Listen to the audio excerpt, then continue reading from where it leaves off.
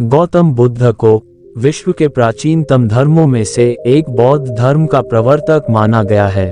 उनके अनमोल विचारों से जीवन की दशा और दिशा बदल जाती और नई प्रेरणा मिलती है। लोग उनके उपदेशों और विचारों को ग्रहण कर उसका पालन करते हैं। लेकिन गौतम बुद्ध के कई विचारों में एक है 4 पति पत्नी होने से जुड़े विचार, जिसे जानकर आप चकित रह जाएंगे।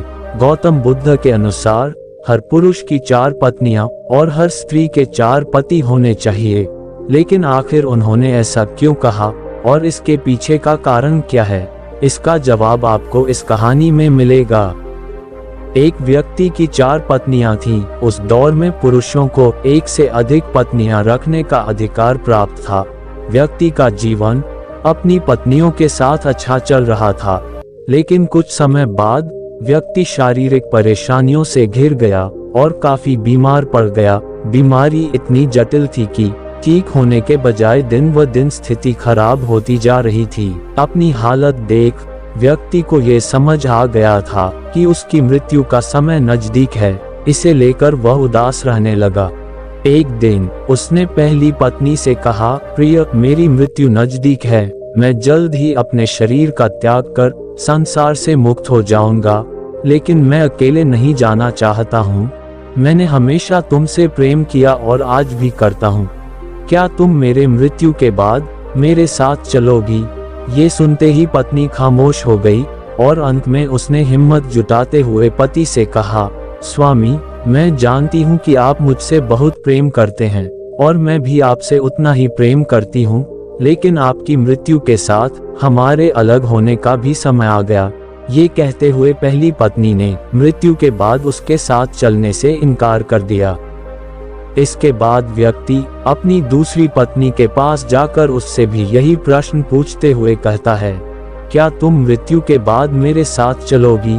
जवाब में दूसरी पत्नी कहती है, जब आपकी पहली पत्नी ने ही आपके साथ जाने से इनकार कर दिया, तो मैं आपके साथ कैसे जा सकती हूँ? ये कहते हुए वह भी उसके पास से चली जाती है।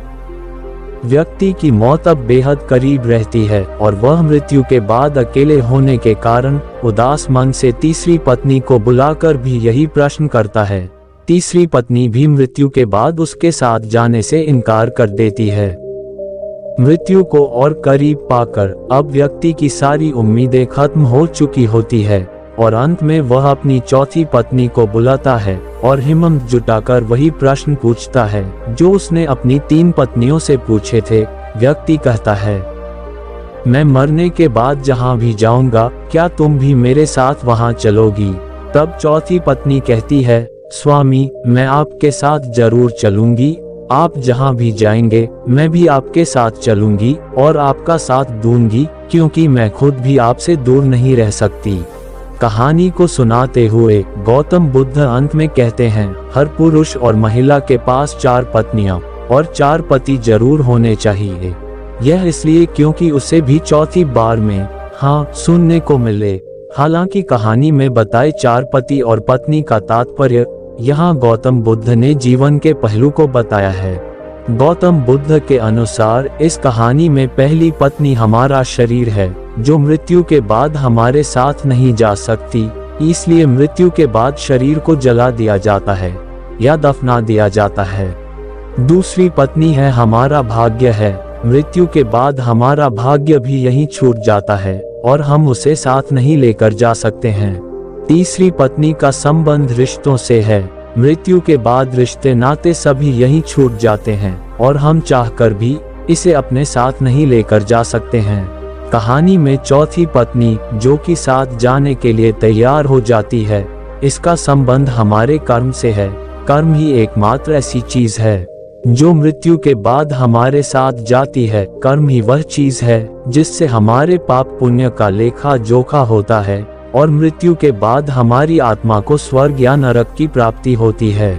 इसी प्रकार और ज्ञानवर्धक वीडियो देखने के लिए वीडियो को लाइक और चैनल को सब्सक्राइब करें। मिलते हैं कल। बाय।